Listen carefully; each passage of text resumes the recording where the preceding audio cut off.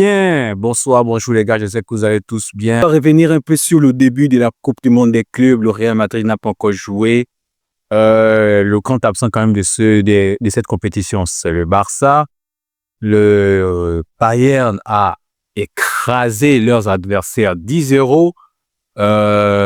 City n'a pas encore joué, le Real n'a pas encore joué. Et Paris a gagné 4-0 les gars contre Atletico. On va en parler tout de suite. C'est une belle compétition que j'apprécie vraiment du fond du cœur parce que la compétition prend vraiment de l'importance. Elle donne une sensation vraiment de Coupe du Monde, vraiment de Coupe du Monde. C'est la différence, c'est que c'est les clubs, mais sinon, les clubs sont au rendez-vous. C'est comme si c'était les pays, parce que ce sont les clubs de chaque pays et tout ça, qui, parmi les 32 équipes. Et j'ai assisté au match de l'Inter Miami contre Al Ahly. Al Ahly a bien joué.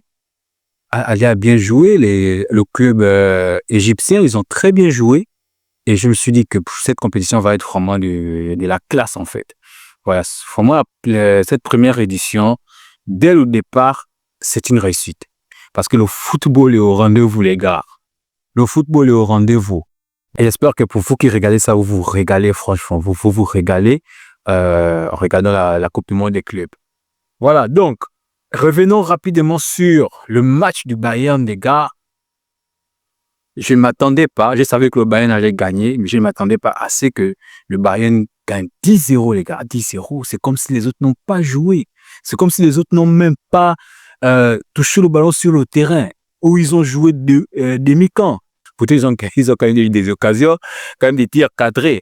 Mais tout ça là passe à côté parce que 10-0, les gars, 10-0. Ça dit que tu comptes les 5 doigts de la main 2 fois. 10-0. C'est incroyable, les gars. Je ne sais pas si vous avez regardé ce match. Moi, je n'ai pas regardé, personnellement. Mais l'application, SofaScore ne faisait que signaler les buts. Je regarde, je dis, mais qu'est-ce qui se passe dans ce match, en fait? Et je me suis régalé. Franchement, même si j'ai pas regardé le match, mais je suis tenté de regarder les buts et tout ça, les buteurs. Et c'était extraordinaire. Vraiment, ce match du Bayern, ils ont mis la classe, ils ont mis le paquet, ils ont respecté l'adversaire. C'est ce qu'on appelle respecter l'adversaire. Ils ont respecté l'adversaire, ils ont joué au football et ils ne sont pas partis là-bas pour blaguer. Et on espère ça du Real Madrid. Même si Al Hilal, c'est quand même un club qui joue, ils ont des top joueurs là-bas, ils ont des bons joueurs qui ont évolué en Europe et qui peuvent rivaliser sérieusement contre le Real Madrid. Mais on espère une belle victoire avec la manière du Real Madrid. Et c'est le premier test de Xabi Alonso. Voilà. Il y a également le PSG qui a gagné contre l'Atlético 4-0. La première chose que je vais dire pour cette rencontre, c'est que Simeone doit laisser le club. Diego Simeone doit laisser le club. Il doit partir. Parce que la philosophie ne marche plus. Je ne sais pas pour vous, mais moi, je pense qu'il doit laisser. L'Atlético doit changer de coach. L'Atlético doit franchement changer de coach parce que là, Simeone est un peu, voilà, il n'a plus les arguments pour rivaliser au très haut niveau. L'Atlético qu'on a connu, prendre 4 buts comme ça à 0. L'Atlético a des bons joueurs, l'Atlético a des top joueurs, depuis la défense jusqu'en attaque. Mais là, en fait, c'est le problème tactique. Le problème, et c'est un peu le problème qu'on a rencontré au Real de Madrid. Parce que avec Carlo, c'est vrai, il y avait des victoires, c'est vrai, on avait la maintenance qui était là, mais le jeu n'était pas bon. Le contenu des matchs était déplorable, ennuyeux. Et quand on croisait des grandes équipes, de bonnes équipes de très haut niveau, on se faisait écraser. Et là, c'est ce qui se passe avec Paris, avec l'Atlético, autant pour moi. C'est vrai que Paris est très fort actuellement. Ils sont très forts. C'est pas une question de l'Atlético qui est mauvaise ou pas. Non. Paris est très fort actuellement et ils sont les favoris même de cette compétition, comme Luis Enrique l'a dit. Ils sont très forts actuellement et c'est une bonne chose de voir Paris à ce niveau. C'est bien pour le football français, c'est bien pour le football en général. Voilà. Et Ça, c'est la première chose que je peux dire concernant ce match. Et la deuxième chose que je peux dire concernant ce match, c'est que je ne sais pas sur quelle planète se trouvent les joueurs du Paris Saint-Germain, mais ils sont stratosphériques. Ils sont stratosphériques. Vitinha, c'est un joueur de classe mondiale. Vitinha est tellement fort actuellement au milieu du terrain. Je pense même que c'est le meilleur métronome actuellement au milieu du terrain. Le meilleur organisateur du jeu. Parce que la façon dont il porte le ballon, de la défense, passant par le milieu jusqu'en attaque, c'est simplement extraordinaire, les gars.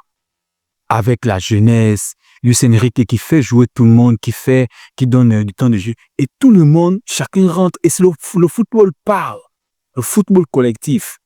Là, il n'y a pas des individualités qui va venir mettre 1 but, 2 buts, 3 buts. Non.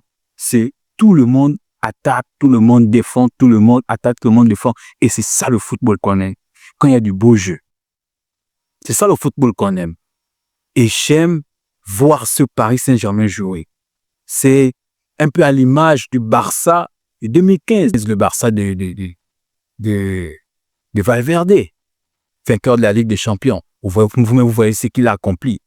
Donc, la saison qu'il fait cette année, c'est similaire, sinon pareil, identique à ce qu'il a fait au Barça en 2015. Il fait le quadruplé, il fait le triplé, il fait autant pour moi le triplé, Coupe du Roi, championnat et Ligue des Champions. Et c'est bien comme ça. Franchement, c'est bien. Le football parle et c'est extraordinaire. Voilà. Donc, je ne vais pas m'éterniser là-dessus parce qu'il y a tellement de choses à dire concernant cette Coupe du Monde des clubs. Et je suis vraiment hypé à voir comment le Real Madrid va jouer. Comment City va jouer parce que il y a Cherki qui est arrivé. Au Real Madrid, on a eu les arrivées de Alexander-Arnold Trent. On a eu les arrivées de Dean Huijsen et Carreras qui n'est pas encore fait. Il a joué ce soir. J'ai pu le voir jouer. Il y a du bon. Franco Mastantuono également, qui est déjà même un joueur de Real Madrid. Tout va se finaliser après la Coupe du Monde des clubs. On aura l'occasion de le voir jouer également. Voilà. Donc, on espère une belle victoire du Real Madrid et voir comment les choses vont se passer pour la suite. Parce qu'on veut que le Real Madrid gagne cette compétition. Mais ce ne sera pas facile, franchement, ce ne sera pas facile. Avec le niveau qu'affiche Paris, le niveau qu'affiche le Bayern, le niveau qu'affiche... on n'a pas encore vu City jouer. Chelsea a joué aujourd'hui, c'était vraiment solide. Les équipes sont joueuses. Tout le monde veut gagner cette compétition et le Real Madrid doit prendre ça au sérieux. C'est bien que ils jouent mercredi. Ils ont le temps de voir les autres jouer. Ils ont le temps autant pour moi. Désolé, je stresse déjà même un peu parce que le niveau est élevé en fait. C'est du très haut niveau cette compétition. Le Real Madrid doit être à la hauteur de cette compétition. Voilà. Donc, voici un peu de quoi je pouvais parler cette nuit concernant la Coupe du Monde des clubs. Demain, on va y revenir sur les prochains matchs et puis un avant-match du Real Madrid. On va essayer de voir un peu tous les contours. Là, on va parler spécialement du Real Madrid et un peu les matchs qui seront joués. On va voir un peu ce qui peut se passer, ce qui peut arriver. Et on va parler de Al Hilal, on va parler du Real Madrid et voir un peu ce qui peut arriver pendant cette rencontre. Voilà, du bon et du moins bon. On va essayer de pronostiquer, on va essayer de voir ensemble ce qui peut marcher ou ne pourra pas marcher avec le Real Madrid ou Al Hilal. Portez-vous bien les gars, on se voit demain à la même heure certainement ou un peu plus tôt en journée. Ciao.